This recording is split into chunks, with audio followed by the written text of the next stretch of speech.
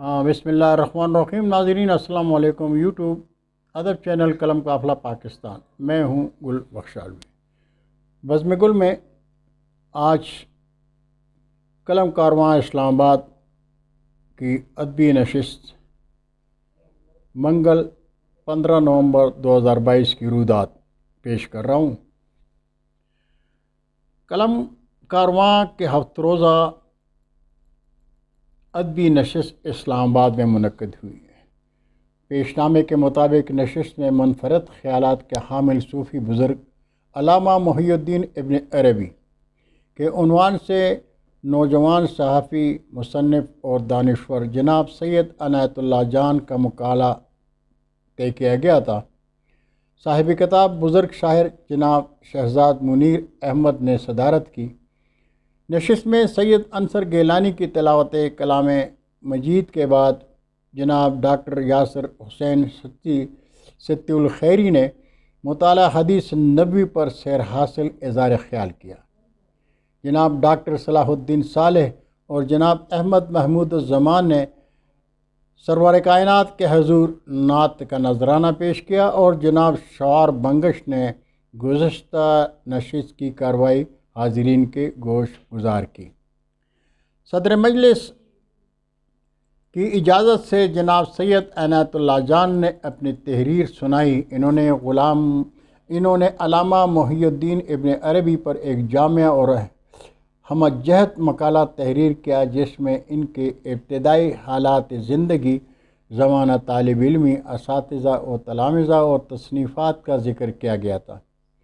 مقالے کا درمیانی حصہ علامہ کے جملہ افکار و خیالات و نظریات پر مبنی تھا، جس میں فاضل مقالہ نے ان کی خدمات کا تفصیلی ذکر کیا تھا اور بتایا تھا کہ انہوں نے اپنے زمانے کے متعدد افراد کو مشرف بہ اسلام کیا، وقت کی اسلامی حکومت کے لیے اسلامی فقہ قانون سازی کی اور میدان جہاد کے سجانے کا انتظام بھی کیا۔ فاضل مضمون نویس نے ان سے منسوب فلسفہ وحدت الوجود کا بھی ذکر کیا، جس سے امت کے مشاہیر و اعیان نے بالائے جمع مسترد کیا۔ مقالے کے آخر میں علامہ کے کچھ افکار و خیالات بھی نقل کیے گئے تھے۔ پیش کردہ تحریر کے مواد پر عالی شعار بنگش، احمد محمود الزماں، پروفیسر داؤد نوید چاولہ، میر افسر امان اور شیخ عبدالرزاق عاقل نے سوالات اٹھائے، جن کی تفصیل اور مختصر سے جواب دیے گئے۔ مقالے پر تبصرہ کرتے ہوئے ڈاکٹر یاسر حسین ستی الخیری نے کہا کہ علامہ اقبال نے ابن عربی کا فلسفہ وحدت الوجود سمجھنے کے لیے پیر مہر علی شاہ گولڑوی کو خط لکھا تھا، لیکن وہ فالج کے باعث جواب نہ دے سکے اور انہوں نے وہ تاریخی جملہ ارشاد فرمایا کہ اقبال ہمیشہ دیر کر دیتا ہے۔ جناب ساجد حسین ملک اپنی ہاں سے ابن عربی کے کچھ اقوال معرفت لکھ کر لائے تھے، جو انہوں نے شرکاء کے سامنے پڑھے۔ سید عنصر گیلانی نے کہا کہ ابن عربی اور ابن رشد جیسے نابروزگار ہستیوں کے فلسفے یورپ پہنچے تو اہل مغرب اپنی جہالت، لا علمی اور ذہنی پستی و ناخواندگی کے باعث ان کو سمجھنے سے قاصر رہے اور ان کتب کو دبا کر رکھ دیا۔ صدیوں کے بعد اندلسی مسلمانوں کے باعث جب مغربی قرون وسطیٰ میں نشاط ثانیہ کی تحریک بیداری ابھری تو یورپی مفکرین مسلمان فلسفیوں کو پڑھنے اور سمجھنے کے قابل ہو سکے۔ چنانچہ عالی شعار بنگش نے ابن عربی پر دیگر مسلمان مشاہیر کی طرف سے عدم برداشت کے رویے کو تنقید کا نشانہ بنایا۔ معمول کے سلسلے میں جناب شہزاد عالم صدیقی نے مثنوی